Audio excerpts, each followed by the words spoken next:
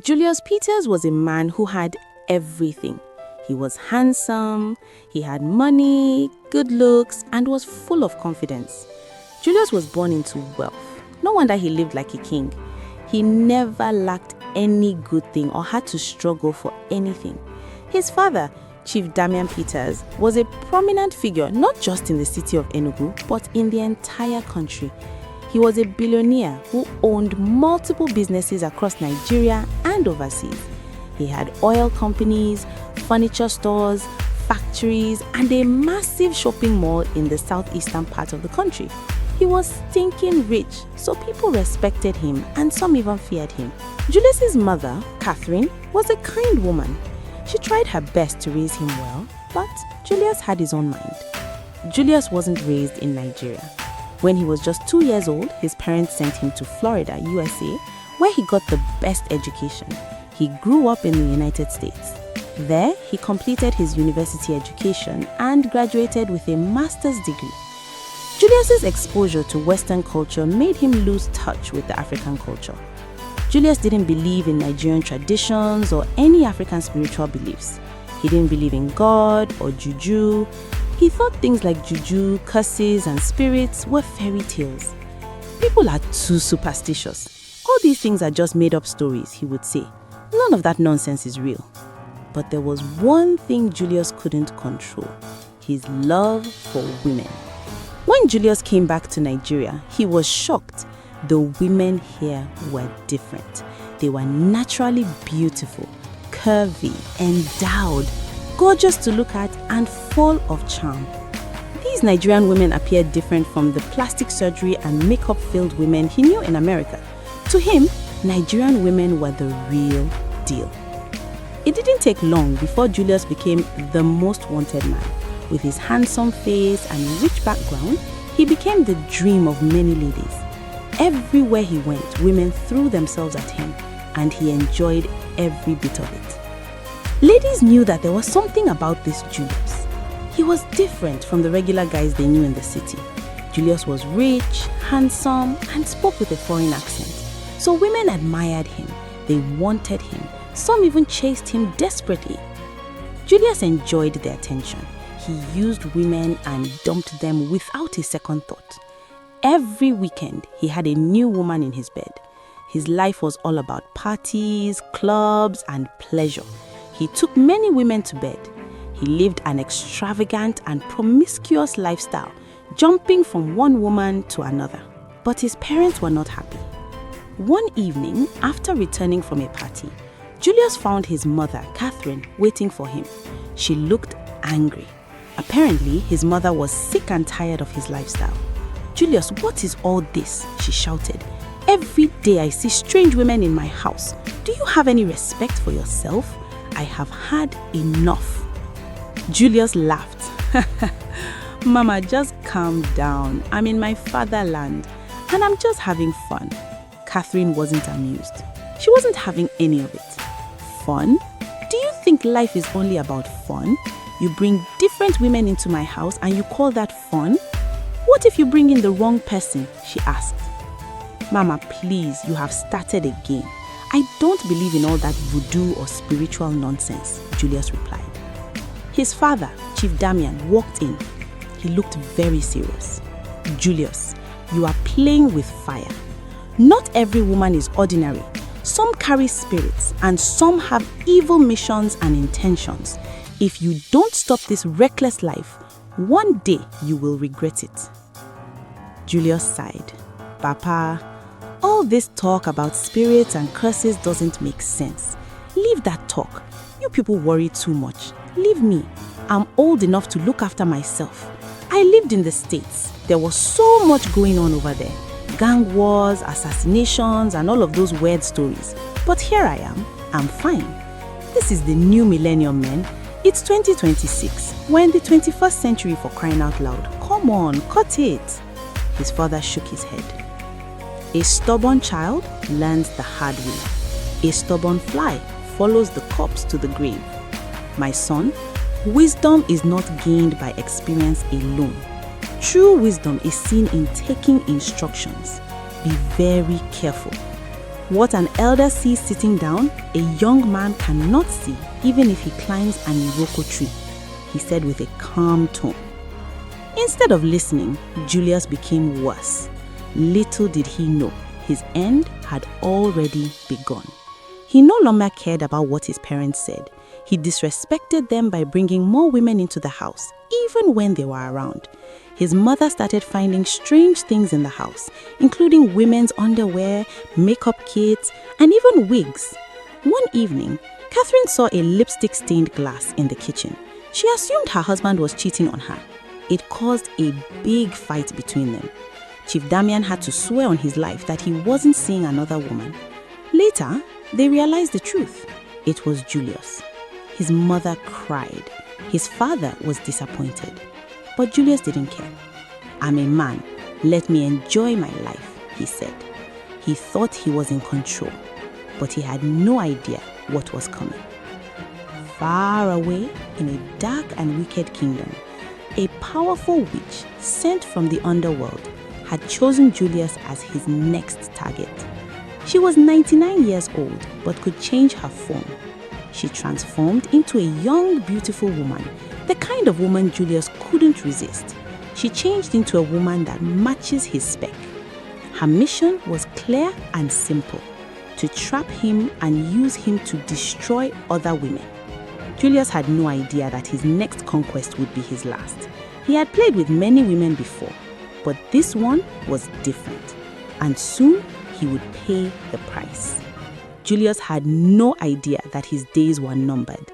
To him, life was still about pleasure, women, and fun. But far beyond what his eyes could see, a dangerous trap had been set, and it was about to swallow him completely. It was a cool Friday evening. The sun had just set, and the city of Enugu was alive with bright lights and loud music. Julius had just finished a business meeting and was driving through the Independence layout in his black Mercedes-Benz.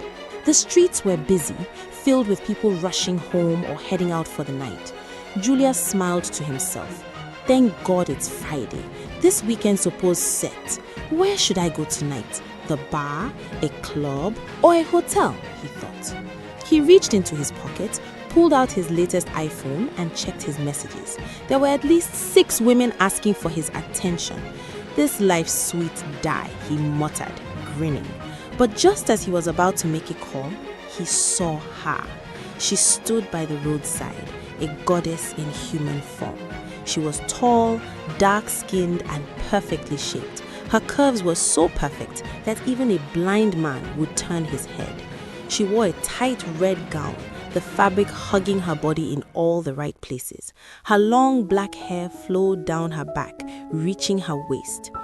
But what stood out the most were her eyes, deep, dark, and almost hypnotic. Her beautiful eyes shone like stars in the night. Julius couldn't resist. He couldn't look away. He slowed down the car. He was super excited at this point. "Oh my God, this babe too fine. Chai," he whispered to himself. She turned slowly, as if she had been waiting for him. Then she smiled. That was all it took. Julius pulled over immediately. He rolled down his window and flashed his most charming smile. "Hey, pretty lady, what's a fine girl like you doing alone at this time of the night?" She smiled shyly. The woman tilted her head slightly, looking at him with amusement. "I was waiting for someone like you," she said, her voice soft and dangerously sweet. Julius raised an eyebrow. "Waiting for who?" he asked. She smiled again. "For you, of course." Julius felt his chest tighten. He grinned. There was something different about her, but he didn't care. This was his spec. This was his kind of woman. "Let me give you a ride," he offered. Without hesitation, she opened the door and slid into the front seat. The smell of her perfume filled the car, sending shivers down Julius's spine. He had been with many women, but this one, she was something else. As she got into the car, they talked about several things. Julius felt drawn to her. He was thinking about so much he could do with this lady. Her voice was soft and charming, and her perfume made him love her company. As Julius drove, the woman rested her hand on his lap. "So, where are we going?" she asked, teasing him. Julius chuckled. "Anywhere you want, my darling." Suddenly, she leaned closer to him, her lips almost touching his ear. "Why don't we go somewhere private?" she whispered. Julius gripped the steering wheel tighter. His whole body felt hot. Julius didn't think twice. Say no more. He stepped on the accelerator and rushed straight to one of the biggest and most expensive hotels in the city, eager for the pleasure that awaited him. They entered a luxury suite, and Julius ordered expensive drinks. The woman smiled, took a sip, and then walked slowly towards him. She pressed her body against his, tracing her fingers down his chest. "Are you sure you can handle me?" she whispered. Julius laughed. "I was born ready. I just gave you a ride. But now I will give you the ride of your life." That night was wild and unforgettable. Julius had never experienced pleasure like this before. He had never been with a woman who gave him such pleasure.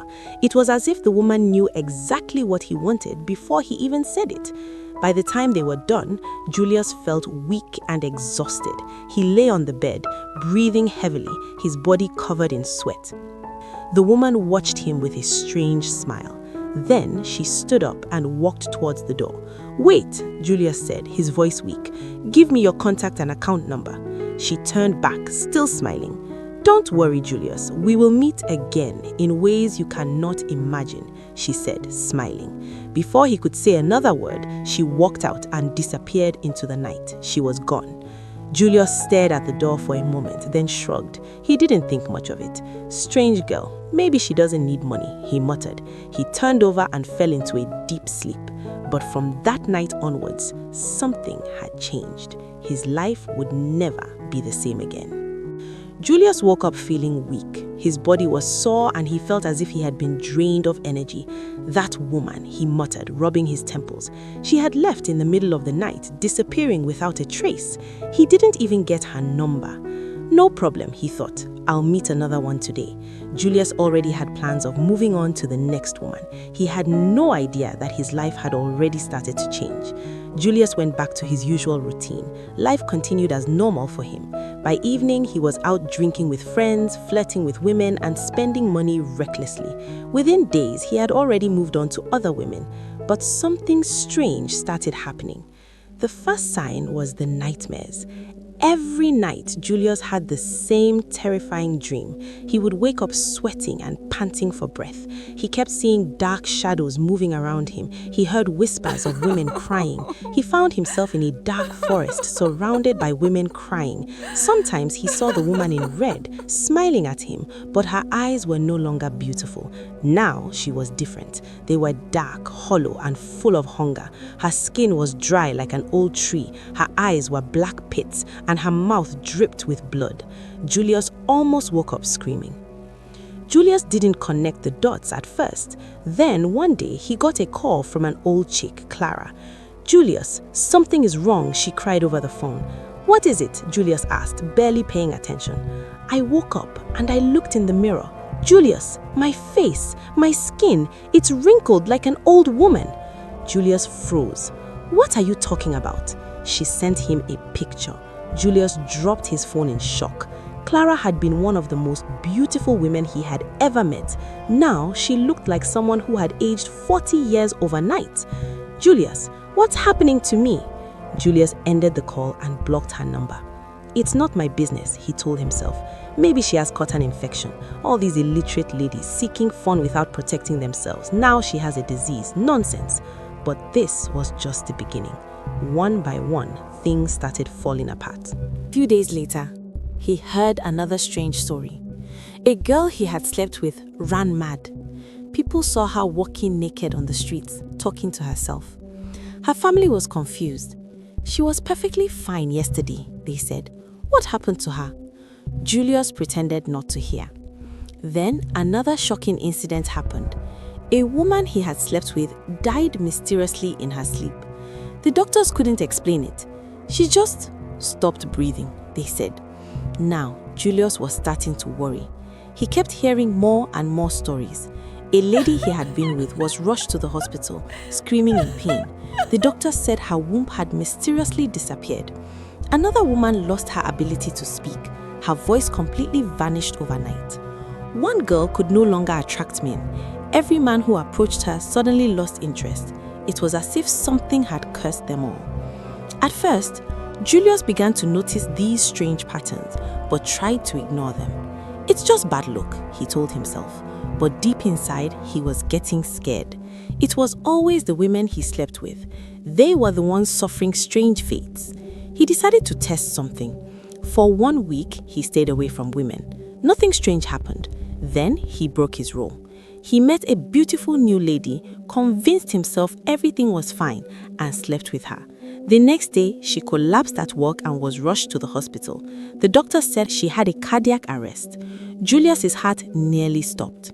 This is not normal, he whispered to himself. Something was wrong, very, very wrong. Now, Julius could barely sleep. Every time he closed his eyes, he saw them.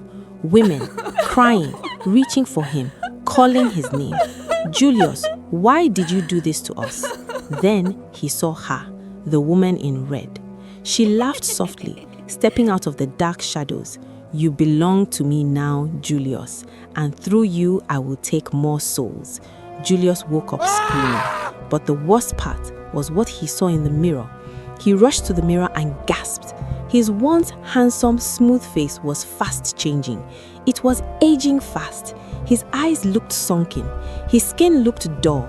His skin was sagging and his bones felt weakened. He was aging, just like one of his side chicks, Clara. In fact, he looked like he was rotting. Fear gripped him. What is happening to me? He whispered. Then, for the first time in his life, Julius knew fear. Real, crippling fear. Julius was no longer himself. He had always been full of life, handsome, charming, energetic, boastful, proud and confident. But now, he looked like a man who had been drained of his soul. His eyes were hollow, his skin pale, and his body felt weak. The nightmares had gotten worse. Every night he saw them, the women he had slept with, some crying, some screaming, some staring at him with empty eyes, and in the middle of them stood her, the woman in red. She didn't smile anymore. She didn't speak. She only stared at him, her eyes burning into his soul. Julius always woke up shaking, drenched in sweat. This is not normal, he whispered to himself. For the first time in his life, he felt powerless. Something was wrong, and he needed to find out what it was before it was too late. Julius went to the hospital. He had to know why he was changing. His once smooth skin was rough. His once strong body was getting weaker. Even his voice sounded different. Doctor, something is happening to me, he said. The doctor ran multiple tests, blood tests, heart checks, brain scans. Everything came back normal. You are perfectly fine, Mr. Peters, the doctor said, confused. Julius felt sick. How can I be fine? Look at me. My body is changing. I am not the same. The doctor sighed. Maybe it's stress or anxiety. Take some rest, drink water, and avoid too much alcohol. Julius grabbed his head in frustration. This is not stress, he screamed. But the doctor didn't understand. No one did. Julius stayed in his room for days. No parties, no women, no drinks. He was afraid to sleep. He knew that the moment he closed his eyes, the nightmares would come. His mother, Catherine, noticed the sudden change in him. She knocked on his door. Julius, are you okay? Julius hesitated. Should he tell her? Would she even believe him? I'm fine, Mama, he lied. But Catherine wasn't convinced. She had never seen her son like this before. Later that night, she spoke to Chief Damien. My husband, something is wrong with Julius. Chief Damien nodded slowly. I have seen it too. He is not the same. Catherine lowered her voice.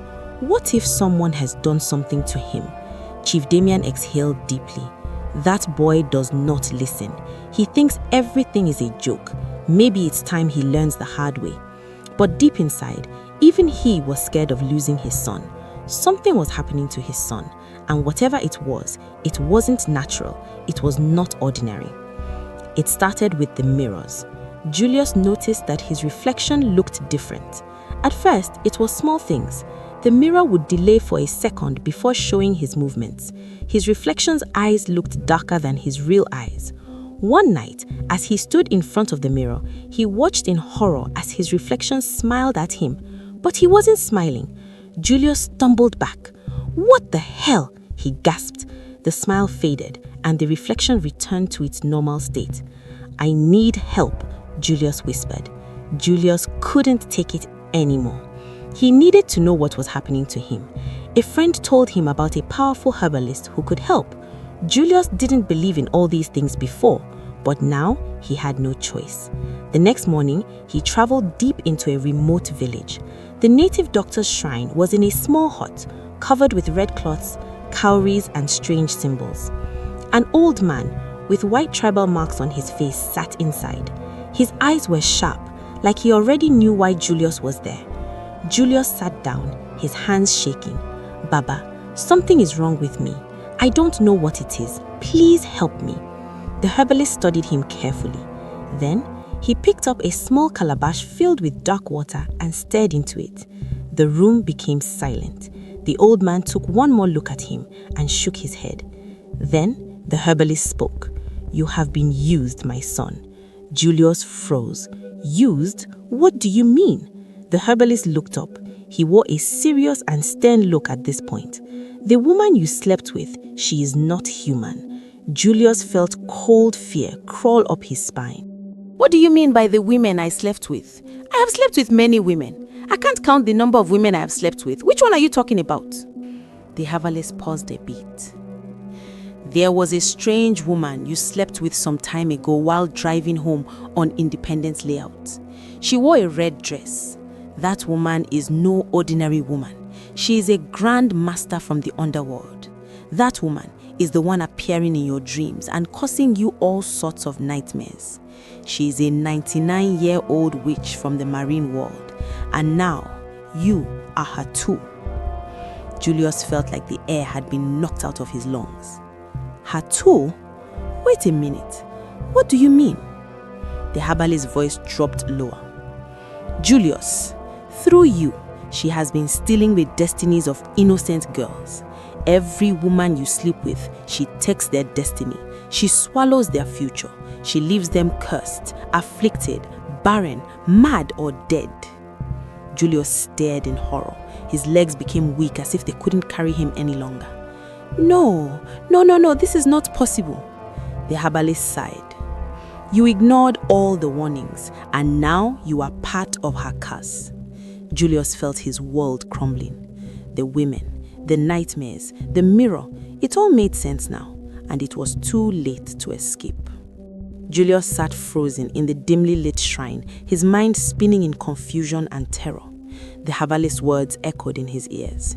Every woman you sleep with, she takes their destiny. She leaves them cursed, barren, mad, or dead. He never believed in African traditions and spiritual beliefs. He wanted to believe it was a lie.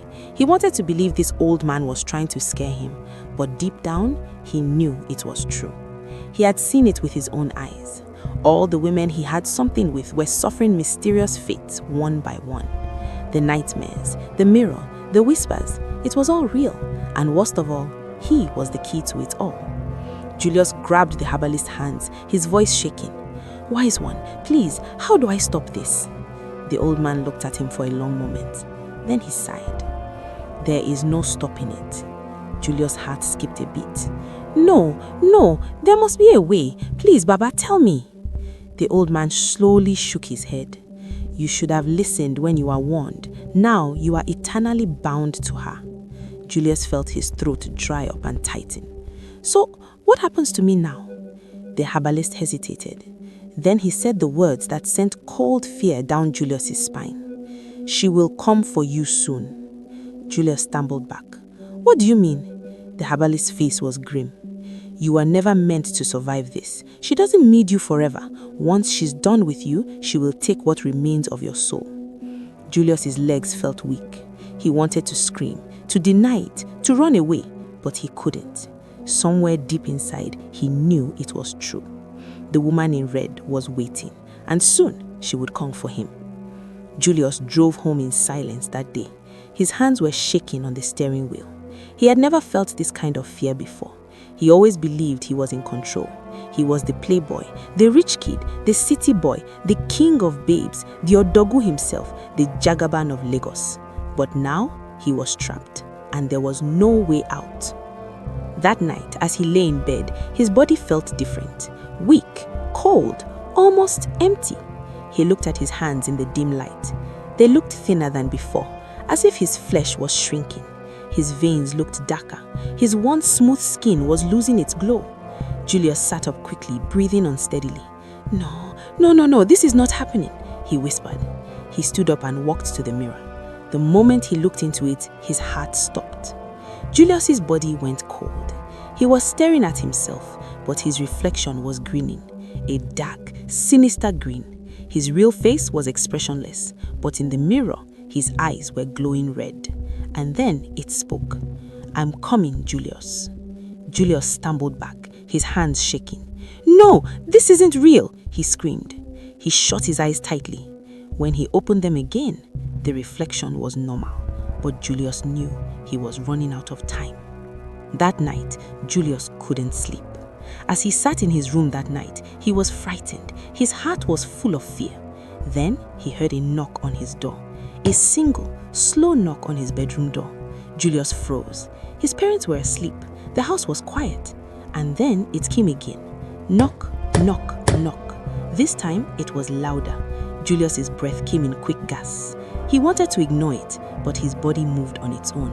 Slowly, he walked toward the door. His hands trembled as he reached for the handle. The moment his fingers touched the wood, a cold shiver ran down his spine. Then a voice came from the other side, soft, seductive, deadly. "Julius, I am back. I told you we will meet again, in ways you cannot imagine. Open the door, Julius."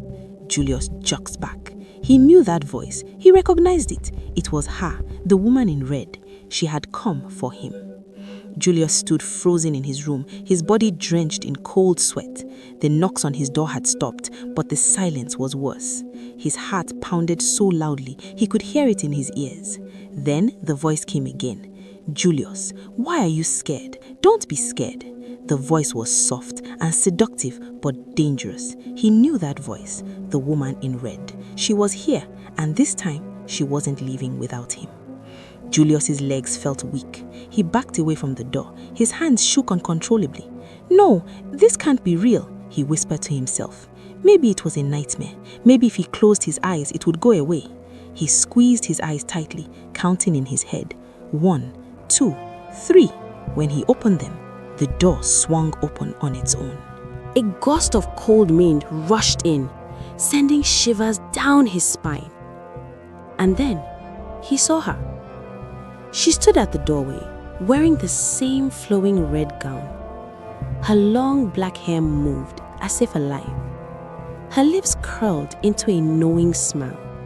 But this time, her eyes were different. They were pitch black, empty, soulless. And then she stepped forward. Julius's body reacted before his mind did. He turned and rushed toward the window. If he could just jump out, escape, run. But before he could reach it, the lights flickered violently. The air in the room became thick and heavy. And then his body froze. He tried to move his legs, his arms, anything, but he was stuck in place, as if invisible chains had wrapped around him. His breath caught in his throat as he heard her voice right behind him. "Why are you trying to leave, Julius?" Julius felt her cold fingers brush against his neck. He wanted to scream, wanted to fight, but his voice was gone. He could only stare into the mirror in front of him. And in the mirror, he didn't see himself anymore. He saw her, not as the beautiful woman he met that night, but in her true form. Her skin was gray and cracked, her face sunken and hollow, her teeth sharp like knives, and her eyes endless pits of darkness. A creature older than time itself, a being that had taken many before him. Julius's body trembled violently. Tears ran down his face. "Please, let me go," he whispered. She chuckled softly. "Let you go? Julius, you are mine. You belong to me now." Julius felt something cold seep into his chest. His heart slowed down. His vision blurred. His body was no longer his own. And then, darkness.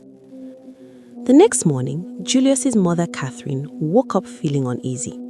Something felt wrong inside her. She got out of bed and walked to his room. "Julius?" she called. No response. She knocked on the door. Still nothing.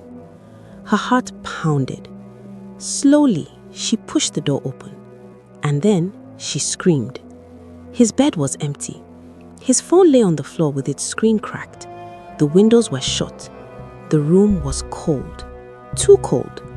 And the only thing left was a single red dress hanging on his mirror. The same dress was worn by the woman in red. Julius Peters was never seen again. The news spread like wildfire. Julius Peters, the billionaire's son, had disappeared. His parents searched everywhere. They called his friends, the police, and even hired private investigators. But it was as if he had vanished into thin air. His car was still parked outside. His phone was found on the floor, shattered. But his body, gone. The only thing left in his room was a red dress hanging on his mirror. At first, people said different things and spread rumors. Maybe he ran away. Maybe it was a kidnapping.